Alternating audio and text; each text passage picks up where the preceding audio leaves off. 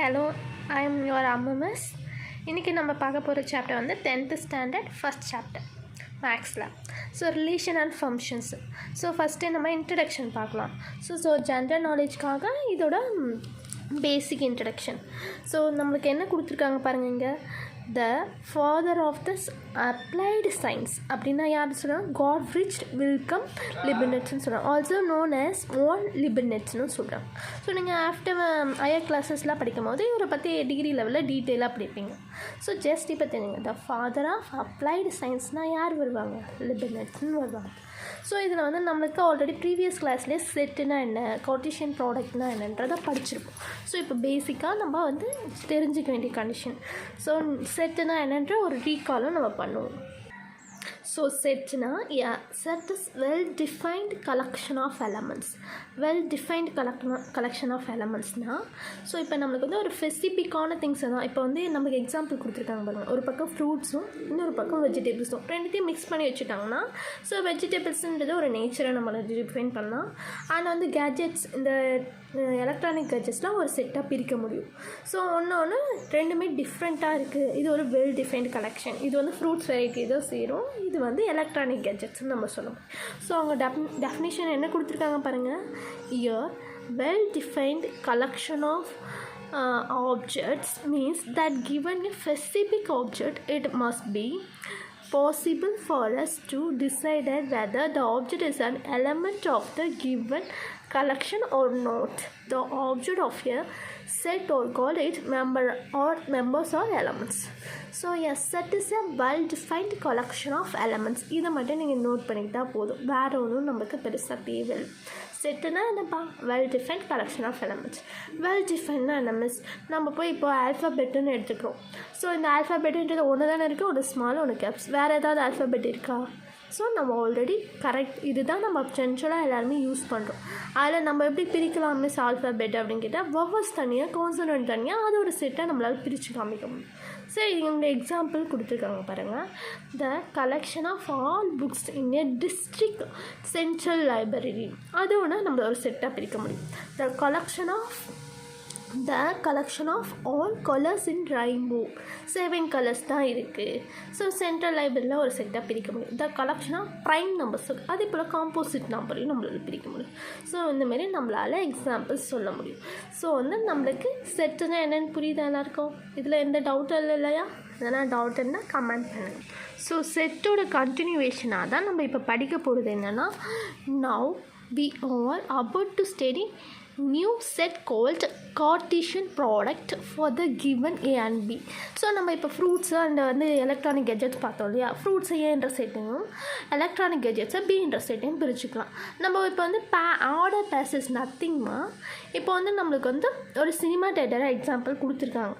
First ரோவில் நான் 9th சீட்டு, first ரோவில் நான் 2nd சீட்டு, அந்தமாரி நம்ம வந்து 30 rows இருந்துச்சுன்னா நம்ம 30 ரோஸையும் என்ன பண்ண முடியும்? பிரிக்க முடியும். அதுதான் ஆர்டர்ஸ் பேசணும். நம்ம ஃபஸ்ட் ரோவ்லேயும் நம்மளுக்கு 2nd சீட் இருக்கும், லாஸ்ட் ரோவ்லேயும் 2nd சீட் இருக்கும்.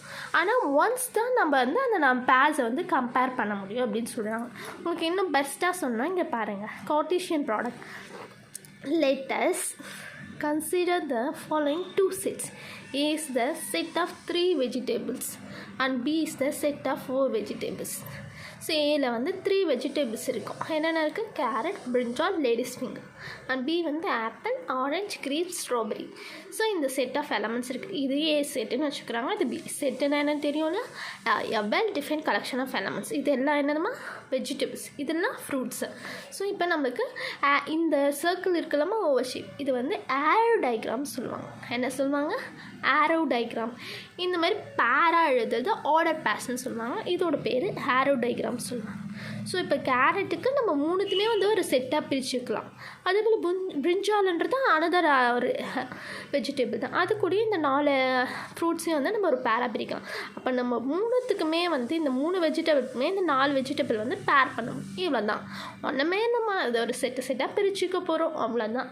இப்போ பேங்கிள்ஸை குடிச்சிட்டு இந்த க்ரீனுக்கு ஒரு பேரு, எல்லோவுக்கு ஒரு பேர் அப்படின்னு பிரிக்க சொன்னால் நம்மளால் கம்பேர் பண்ணி பிரிக்க முடியும் இல்லையா? அதை தான் இங்கே சொல்கிறாங்க. ஸோ அதுக்கு நம்மளுக்கு டெஃபினேஷன் கொடுத்துருக்காங்க பாருங்கள். இது எதோட டெஃபினேஷன்னா கார்ட்டீசியன் ப்ராடக்ட். கார்ட்டீசியனோட ப்ராடக்டோட அனதர் நேம் என்னென்னா கிராஸ் ப்ராடக்ட்னு சொல்லலாம். சரிங்களா? 1 மார்க்ஸில் கேட்க சான்சஸ் இருக்குது, அதனால் நோட் பண்ணிக்கோங்க. If A and B are two non empty set. அது என்ன மிஸ் நான் எம்டி செட் மிஸ்னால் எம்டியாக இருக்கக்கூடாது, அதில் ஏதாவது சம் எலமெண்ட்ஸ் இருக்கணும். எலமெண்ட்ஸ்னால் இப்போ சொன்னோம் இல்லையா, வெஜிடபிள்ஸ் இருந்துச்சு, ஃப்ரூட்ஸ் இருந்துச்சு. எம்டியாக இருந்தால் நம்மளால் வந்து பேர் பண்ண முடியாது இல்லையா, அதை தான் சொல்கிறேன். தென் எலமெண்ட்ஸை மட்டும் தான் வச்சு இப்போ நம்ம வந்து வேரியபிள்ஸ் வச்சு பார்ப்போம், நியூமரிக் நம்பர்ஸ் வச்சு பார்ப்போம். Then the set of all ordered pairs A, B such that A belongs to A. M is A belongs to A. இந்த கேபிட்டல் லெட்டர் ஏல இந்த ஸ்மால் லெட்டர் ஏ இருக்குது. அது ஒரு வெஜிடபிளாக இருக்கலாம், இல்லை 100 நம்பராக இருக்கலாம், 200 நம்பராக இருக்கலாம், எது வேணால் இருக்கலாம். புரியுதா நான் என்ன சொல்கிறேன்ட்டு? ஸோ நெக்ஸ்ட்டு பாருங்கள், B belongs to B. ஓகேவா? இது வந்து நம்ம வேணால் இது கேரட்டுன்னு வச்சுக்கலாம், இது வந்து ஆப்பிள்னு ஒரு ஃப்ரூட் வச்சுக்கலாம். Is called the Cartesian product of A and B and is denoted by A cross. இந்த மல்டிப்ளே சிம்பிளில் நம்ம வந்து இங்கே கிராஸ்ன்னு சொல்லுவோம், ஏ கிராஸ் பி அப்படின்ட்டு. ப்ராடக்ட்னாலும் மல்டிப்ளே தாம்மா. Thus A cross B is equal to, இது வந்து கர்சி ப்ராக்கெட், இதை ஃப்ளவர் ப்ராக்கெட்னு சொல்லுவாங்க இது பேர். A, B such that in the slash line A belongs to A. So ஏன்ற எலமெண்ட்குள்ளே இந்த ஸ்மால் ஏ இருக்குது கேப்ஸ் ஏல, அதே போல் கேபிட்டல் பின்ற எலமெண்ட்குள்ளே இந்த ஸ்மால் பி இருக்குது. Close the curly bracket. Read as எப்படி இதை படிக்கணுமா, ஏ கிராஸ் பின்னு படிக்கணுமா. Also note that A cross empty set, இந்த ஓ போட்டு கிராஸ் லைன் போட்டிருக்காங்கல்லம்மா, அது பேர் வந்து எம்டி செட்டுன்னு சொல்லுவாங்க, இல்லை நல் செட்டுன்னு சொல்லுவாங்க. அப்படின்னா அதில் எந்த ஒரு எலமெண்ட்ஸுமே இல்லை. அப்போ எந்த ஒரு எலமெண்ட்ஸுமே இல்லாமல் ஏ கூட பேர் பண்ண முடியுமா? அப்போ நமக்கு என்ன தான் இருக்கும், எம்டியாக தான் கிடைக்கும்.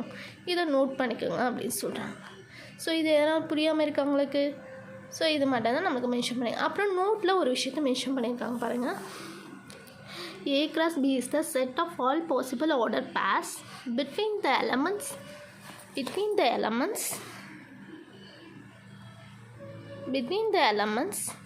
of A and B such that the first coordinate is on element of A and the second coordinate is on element of B. So என்ன சொல்கிறாங்கன்னா, இட்ஸ் நத்திங், நம்மளுக்கு ஏ க்ராஸ் பி தெரியுது இல்லைம்மா. இப்போ வந்து ஏல ஒரு சம் எலமெண்ட்ஸ் இருக்குது, பின்னு சம் எலமெண்ட்ஸ் இருக்குது. நம்ம ஆர்டர் பேஸ்னா எழுத தெரியல, 1, A 2, A 3, A. அதே போல் நெக்ஸ்ட் வந்து 1, B 2, B. அவங்க ஒன்றும் பண்ணலாம், ஃபஸ்ட்டு 1 கூட இது கம்பேர் பண்ணிட்டாங்க, 1, A 1, B. இது ஒரு ஆர்டர் பேஸ். நம்ம இதுக்கு மேலே எலமெண்ட்ஸ் இல்லை, 1 கூட கம்பேர் பண்ணி ஒன்ஸ் தான் இதை வந்து நம்ம கமா போட்டு எழுத முடியும். 2, A 2, B and 3, A 3, B இதெல்லாம் எழுதியிருக்காங்க. ஸோ அதை தான் சொல்கிறாங்க, நம்ம செகண்ட் கோஆர்டினேட் எலமெண்ட்ஸை போக்கக்கூடாது. ஸோ வந்து இது ரெண்டுத்தையும் ஃபஸ்ட்டு கோஆர்டினேட் எலமெண்ட்ஸ் தான் ஏல இருக்குது, செகண்ட் கோஆர்டினேட் எலமெண்ட்ஸ் தான் பியில் இருக்குது. இது ரெண்டுத்தையும் பிட்வீன் கமா போட்டு நம்ம பாசிபிளாக எழுத முடியும்னு சொல்கிறாங்க. ஸோ அதே வந்து இன்னொரு ஆல்டர்னேட்டாக என்ன பேர் கிடைக்குங்க, பி கிராஸ் ஏழு. எப்படி மிஸ் பி கிராஸ் ஏழுனா, இப்போ வந்து நம்ம பிளேசஸ் சேஞ்ச் ஆகிடும். ஃபஸ்ட்டு பியோட எலமெண்ட்ஸ் எழுதுனா நெக்ஸ்ட் வந்து ஏயோட எலமெண்ட்ஸ் எழுதணும். இப்போ பாருங்கள், இந்த பிளேசஸ் மாறுது பாருங்கள், A, 1 A, 2 A, 3. அப்போ பாருங்கள், இங்கே 1, A இருக்குது, இங்கே இது வேறு எலமெண்ட்ஸ் தானே கான்செப்டும். ஃபார் எக்ஸாம்பிள் 13 1 இல்லை 31 1ன்னு சொல்லுவோம், சேம்னு சொல்லுவோமா, சொல்ல மாட்டோம் இல்லையா, டிஃப்ரெண்ட் தானே ரெண்டுமே, சேம் லைக் திஸ் இது. ஸோ நெக்ஸ்ட் பாருங்கள், B, 1 B, 2 B, 3 இந்த மாதிரி நம்ம மாற்றி எழுதலாம். இந்த எக்ஸாம்பிளுக்கு தான் இங்கே கம்பேர் பண்ணியிருக்காங்க. In general A, B is not equal to, இந்த சிம்பிள் பேர் என்ன, இஸ் நாட் ஈக்குவல்னால் ரெண்டுமே ஒன்றும் இல்லை, சிமிலர் கிடையாது, ஆர் நாட் சிமிலர், அன்சிமிலர் சொல்கிறேன். In particularly if A equal to B then A, B is equal to B, A ரெண்டுமே equal சேமாக இருந்துச்சுன்னா அப்போ வேணால் சிமிலராக இருக்கலாம். இப்போ ஏல இருக்க எலமெண்ட்டும் 1, 2 பியில் இருக்க எலமெண்ட்டும் 1, 2ன்னு ரெண்டு பேராவதுக்கு ஈக்குவலாக இருக்கலாம் அப்படி சொன்னேன். ஸோ இதுக்கு இன்னொரு பேர் நான் என்ன சொன்னேன், the Cartesian product is also referred as cross product.